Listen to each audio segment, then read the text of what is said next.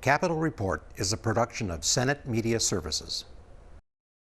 This week, state budget officials provide context and clarity on the state's $9.3 billion surplus.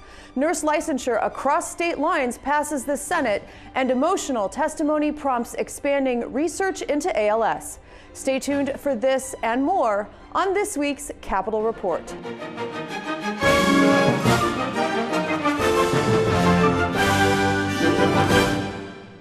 Welcome to this week's program. I'm Shannon Loehrke.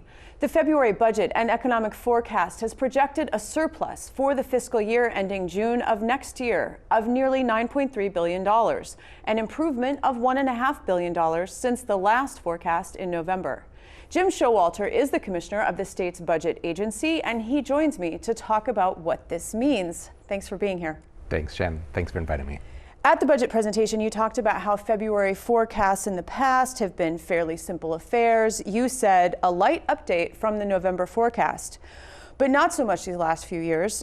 When the forecast was presented, Russia's invasion of Ukraine had only just begun. With more time for the implications of all of that to sink in, does this development change the forecast in any way?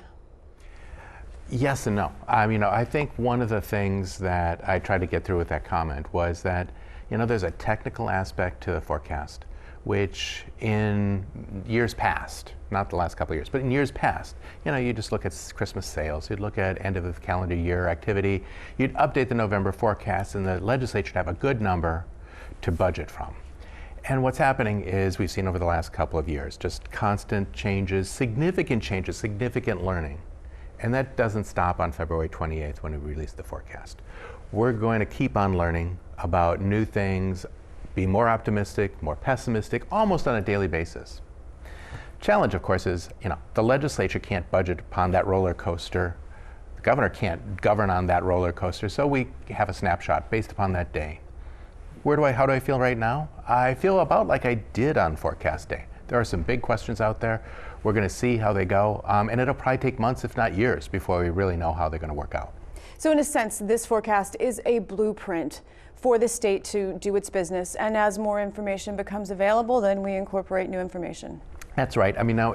Sometimes people hope that the forecast is the answer, and it's like, no, it's the start, and judgment is important, and that's why our elected officials have such tough jobs.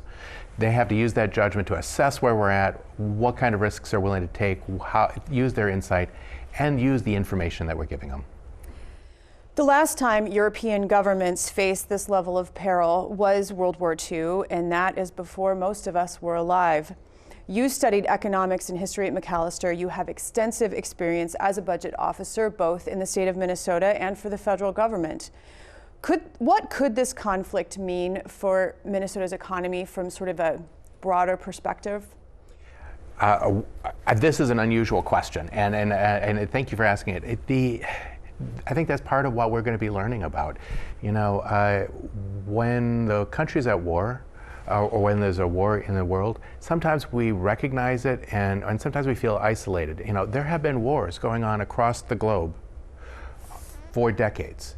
And oftentimes it doesn't dawn on our consciousness, or it only affects certain communities and not others, and it doesn't become a geopolitical issue.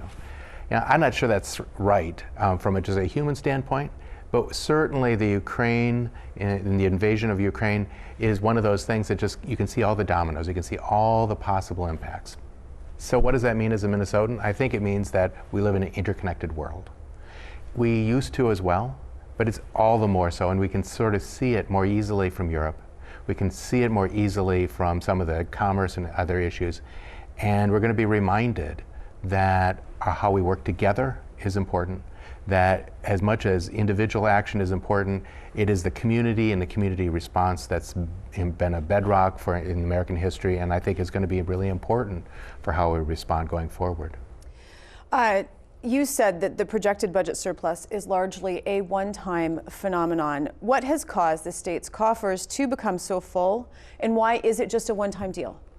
Well, it's not just a one-time deal. Certainly in November, we said there was some ongoing benefits, some ongoing revenues in excess of spending that we're projecting. This latest update was more one time. And the answer is Minnesotans. Minnesotans have done a great job of adapting, thriving through the last couple of years.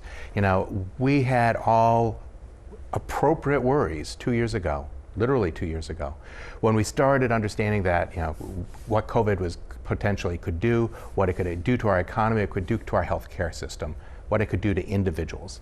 We had an appropriate worry, and people have adjusted. Minnesotans have come through, thrived. Our incomes are up. Our profits are up. We're buying more things. That's why our tax revenue is up. And it's because Minnesotans have adjusted. Doesn't mean everyone's done well, but it does mean, on the whole, that things are better than we anticipated. Well, and I guess to that end, Senate Majority Leader Jeremy Miller has said that the surplus is proof that Minnesota is collecting too much in tax revenue. And it makes the argument that there should be permanent ongoing tax relief coming out of this surplus. Is the state collecting too much money? I think obviously that's why elected officials go have the fight. I think the key thing is that a tax cut or a spending increase are the same thing. It's using some of that balance, using some of that forecasted room for the benefit of Minnesotans. And there's a lot of different ways of doing it. There's a lot of different places to target. I think the important thing right now is to focus on the people who haven't done so well over the last couple of years. Helping the kids who haven't done so well because they've not been in school or they're wearing masks and they haven't had opportunities to get out. It's like there are a lot of people who have had incredibly difficult years, even though we all feel like we've had a couple tough. There's people who have had even harder. And I think that's sort of the question of how do we use this flexibility and target it to make sure that it gets to the right people and keeps our economy going, growing, and moving forward. So Governor Walz has proposed using some of the surplus in direct rebates to taxpayers, $500 for individuals, $1,000 for married couples. Why is just turning around and giving some of this money back a good idea? I think the first place is just, people have a lot of costs. There's obviously some pressure on inflation. There's things that we just see in our pocketbooks right now. And so the faster we can help people out, the better. I think the other thing is just, it's been a tough year. It's been a tough couple of years. And so if, you're just making it and you get just a little bit of benefit from your state government to say, hey, you got a good week, got a good month, that's something we can do. And I think that's, really what the governor is looking to do.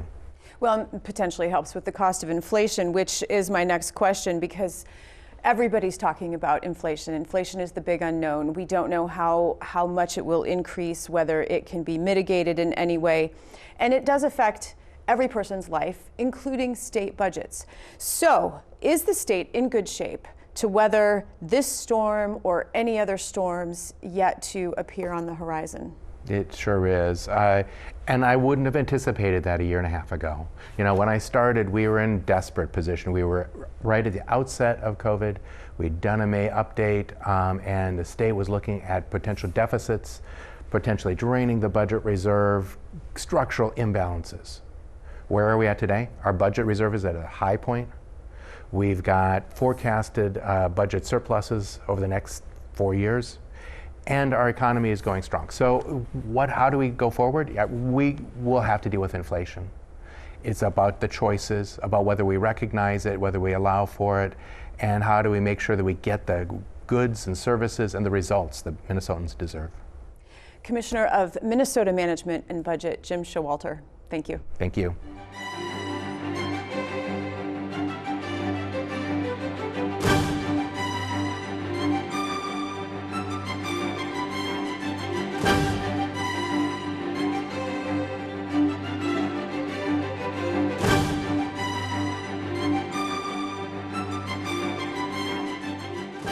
Last year, longtime senator, former Senate president, and chair of the Higher Education Committee, David Tomassoni, was diagnosed with amyotrophic lateral sclerosis, or ALS.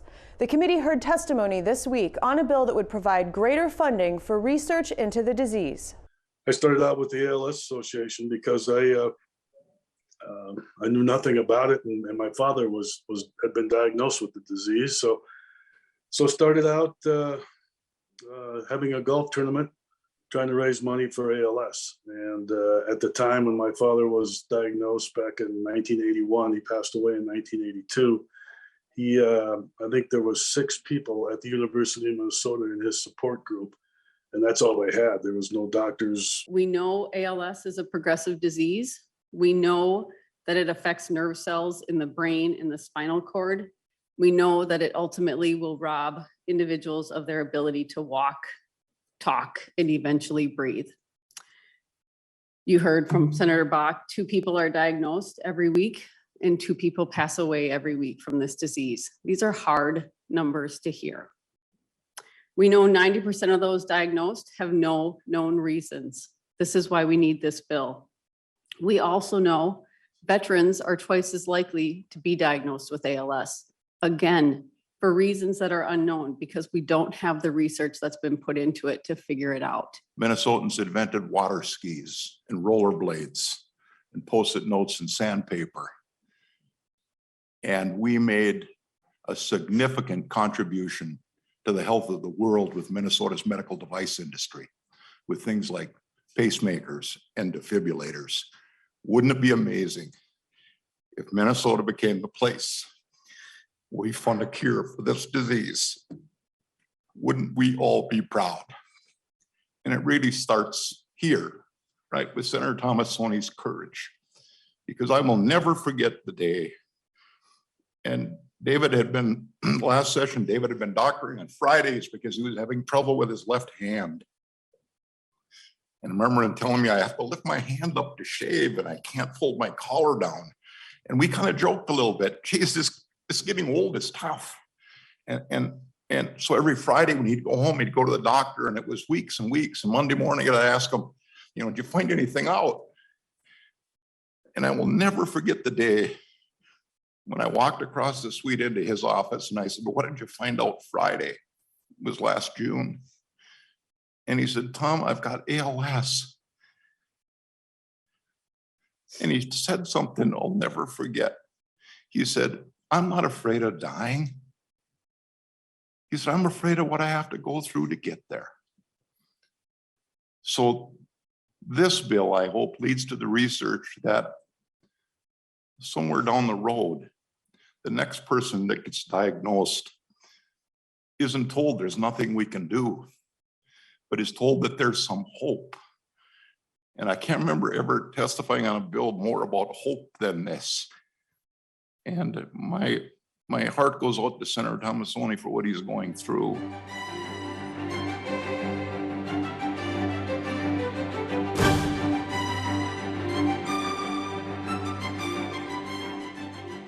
Minnesota's economy continues to perform above expectations according to the February budget and economic forecast. But there are a number of risk factors, like the rate of inflation, the volatility of energy prices, and continued geopolitical conflict that threaten the accuracy of the outlook. Joining me to talk about how these risks impact the state's economy is the State Economist, Dr. Laura Kalambokidis. Welcome. Glad to be here. The elephant in the room is Russia's ongoing invasion of Ukraine, and the forecast did not take this into account because it happened after the outlook was completed. In your view, how dramatically does this change things? So this could change things very dramatically. It's unprecedented. I know we've been saying that about economic conditions for the last 2 years, but I don't know when we'll fully know what the impact of Russia's invasion of Ukraine will be on the U.S. economy and consequently on Minnesota's economy. So it's going to affect the European economies more than the U.S., but the repercussions are not fully known. The forecast projects inflation to remain high through 2022 and then settle down to a comfortable pace in 2023. But what impact might the conflict in Ukraine have on inflation? Yeah, so the first impact that we've seen already is in oil prices, higher oil prices. And oil and energy in general is an input to the production and distribution of consumer goods. And so higher energy prices boost overall price inflation. And that's something that we're seeing already. In addition, agricultural commodity prices are also being affected. Those are higher, and those are inputs into production as well. So those will help to boost inflation going forward. Well, and you mentioned agriculture. Ukraine is considered the breadbasket of Europe. Minnesota is part of the breadbasket of the United States. So how might you expect farmers and other related agricultural industries to fare in this new reality? What are some of the challenges that they may face? So I'll talk about farmers in a moment, but for agricultural, for food processors, for instance, we have an important concentration of food processing industries in our businesses in Minnesota, and for them, their prices are going up. Their input prices are going up at a time when their labor costs are going up as well. And so that's something they're having to adjust to and having to potentially pass those prices forward to consumers. For farmers, the main outputs, agricultural outputs of Russia and Ukraine are that we've been watching have been wheat and sunflower. Those are things that Minnesota does produce, but they're not the largest crops that we produce. So the farmers that are in those sectors are adjusting their marketing plans for potentially higher prices. They're potentially adjusting their planting plans as well. Well, so inflation is sort of the overall concept here because we just don't know. Everything kind of works together. We have energy issues, supply chain issues, just having enough food and where the food is being grown. But another tool is the Federal Reserve and their monetary policy, which they use to control inflation. With this geopolitical risk, how much power does the Federal Reserve have to really kind of keep a handle on inflation in the United States and then in Minnesota? The addition of these risks makes the Fed's job a lot harder. So they have a lot of tools. They do have a lot of power to control inflation, but a couple of months ago, they weren't expecting this kind of disruption. And the inflation can change because of people's expectations, where businesses and households think inflation is going, that matters. And so if people's expectations become sort of unanchored from the Fed's long-term target, so if people think the Fed can actually do this, right? So the Fed is going to be able to target 2% inflation, then that keeps expectations lower, and that in itself is a self-fulfilling prophecy. But the opposite is true too. If people start to expect higher inflation, they'll get it. So let's talk a little bit about labor force participation, because that's also a risk factor, whether there's enough workers. The forecast said that the state will recover to pre-pandemic employment levels next year. And our current unemployment rate is 3.1%, which is pretty low. Yeah. So do we have the labor force that we need in order to keep growing our state economy? A tight labor market is one of the biggest challenges for employers right now. We do have slow labor force growth, and we had slow labor force growth prior to the pandemic even. And then during the pandemic, a number of Minnesotans left the workforce, and some of them for retirement, some of them to take care of kids. And so our labor force participation rate went down. So this is going to continue to be a challenge for employers. Wages are being pushed up, and that may draw some people back into the labor market. But if people retired, it's kind of hard to get them back into the labor market. So it's going to be a challenge going forward. The revenue forecast is higher on all fronts, hence the surplus. Individual income taxes, sales taxes, and corporate taxes. So on the first two, when I think this through, it makes sense to me that income taxes are higher because wages are higher, and also that sales taxes are higher because incomes are higher, and also maybe a little bit left over from the pandemic, stimulus money that we were all spending. Presumably it's true that the tax revenue will level off at some point? Yeah, that is actually built into the forecast, that we have slower growth in later years because the expectation is that some people are spending out of some of that saving. The stimulus payments, the pandemic unemployment insurance benefits, those led to very high savings rates. That is dissipating. People are using that money up, and so growth is slower in later years of our forecast. And I also mentioned corporate profits, and corporations have contributed to the higher revenue, and their profit level is expected to outpace the previous forecast. So corporations seem to be doing well. To what do you attribute the health of the corporate coffers? So it's all related, that if wages are going up, if people are spending out of savings, if incomes are going up, then they're generating sales and generating business for those large multinational corporations that pay pay corporate tax in Minnesota. So as the consumer goes, so goes corporate profits. Now, remarkably, in this entire conversation, not once have we mentioned, or have, well, yeah, either of us have mentioned the pandemic, which for the past 2 years has been like an essential part of every single conversation. Have we as a nation, individuals, state, have we learned something about how to navigate, in the event that there's another variant in the future? Are we better positioned now as a state, especially, to weather this without major disruptions?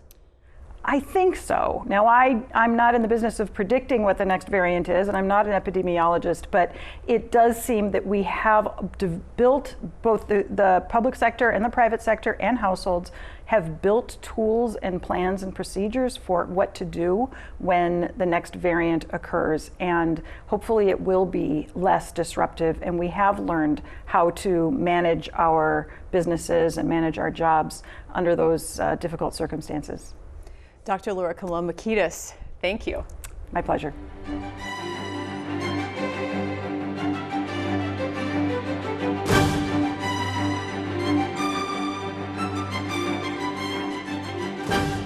On a vote of 35-32, the Senate approved a bill to allow Minnesota to join 39 other states in a Nurse Licensure Compact. We know that health care is changing. We have seen it even change quicker during the pandemic. Patients are mobile. Patients do not live and stay and get their health care within state lines. And we know that nurses increasingly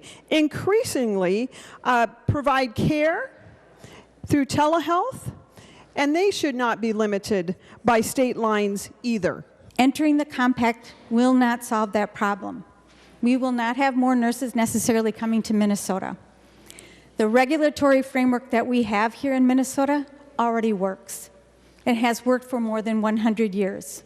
It is easy to get a license once you've passed the NCLEX. And once you're licensed in one state, it is easy as a matter of a computer application in a few days. You pay a fee and you're in. I love nursing, and I'm leaving the Senate. And this is my last year. And I renewed my license just in February with the thought that I may want to go back. I'm not so sure now. I'm not sure. It's, this bill does nothing to address why nurses are walking away from the bedside. It just makes it easier for hospitals to replace them and not to deal with the reasons they're leaving. It's a slap in the face to bedside nurses. As we look at using remote monitoring for chronic health conditions, if you come to Minnesota to have monitoring started, but you go to another state, your doctor can follow your care, but your nurse can't. Can you imagine? Your doctor can follow your care, but the nurse has to be from another state because Minnesota is not part of the Nurse Licensure Compact. And bipartisan work began on a bill to eliminate a gray area that allows some violent offenders to rejoin society without facing charges. Abigail Simpson was brutally murdered by Terry Ann Sherman in front of a toddler. Christopher Dwayne Rice murdered Paul Pfeiffer with a car. Malcolm Leslie shot Tommy McCoy on a bus. What do those have in common? All three of the individuals who committed those murders had been arrested on a charge of some gravity and been released because they were incompetent to stand trial. They were not able to participate in their own defense. And that sounds like, well, we shouldn't be putting people who are incompetent in jail, and we agree. But then we shouldn't be having murders happening either. We need to also have an understanding that there is a complete shortage of mental health beds in the state, and that plays a very large contributing factor to this.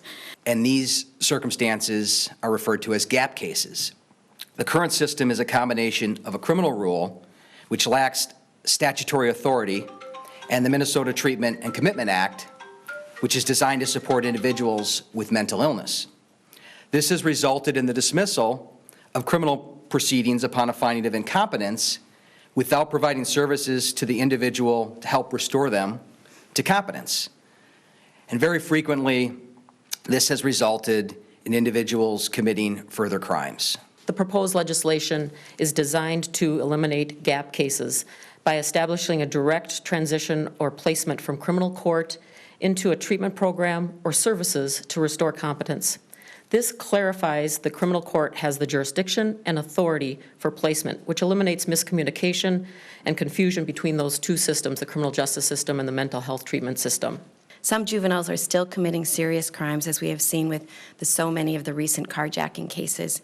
Juvenile statutes are more geared towards rehabilitation than adult correction systems, and we don't want to overlap services, nor do we want to make sure children are falling through the cracks, but different considerations needed than for adults. Legislation resulting from this task force will provide a process for juveniles, reduce impact on child protection departments who are now tasked with providing support, treatment for juveniles. And advocates for LGBTQ youth expressed concern over a Republican-led Parents' Bill of Rights. We should be very clear that parents have rights under the Minnesota Constitution. This bill is an attempt to appease the small minority of parents who don't want schools to continue their work to create safe, supportive, and affirming school environments for all students. As we debate about the humanity of LGBTQ youth, bullying and harassment increases, their humanity takes a hit, and it has to absolutely stop. We cannot keep entertaining groups whose policies passed in school districts led to the suicide of 9 children, continue to get up and try to push policies that target LGBTQ youth. Senate File 2909, it's not an isolated case that's tailored to meet some need here in Minnesota. It is part of a coordinated national campaign attacking LGBTQ people that's grounded in prejudice and misinformation and spearheaded by these extremist organizations. Anytime a bill like SF 2909 is put forth in our legislature, our queer and trans students experience further discrimination and marginalization. Think about the impact of watching adults who do not have your best interests in mind debate your very existence. Imagine how it would feel to have people you have never met scheming to prevent you from accessing the best practice recommendations at school that every major medical and educational association in the United States provides. This bill is demonstrably harmful for LGBTQ kids, and we know from research that when bills like this are heard, whether they pass or not, calls to suicide hotlines and helplines increase. The fact that these bills have a platform at all is harmful to LGBTQ kids and raises the likelihood of suicide and self-harm.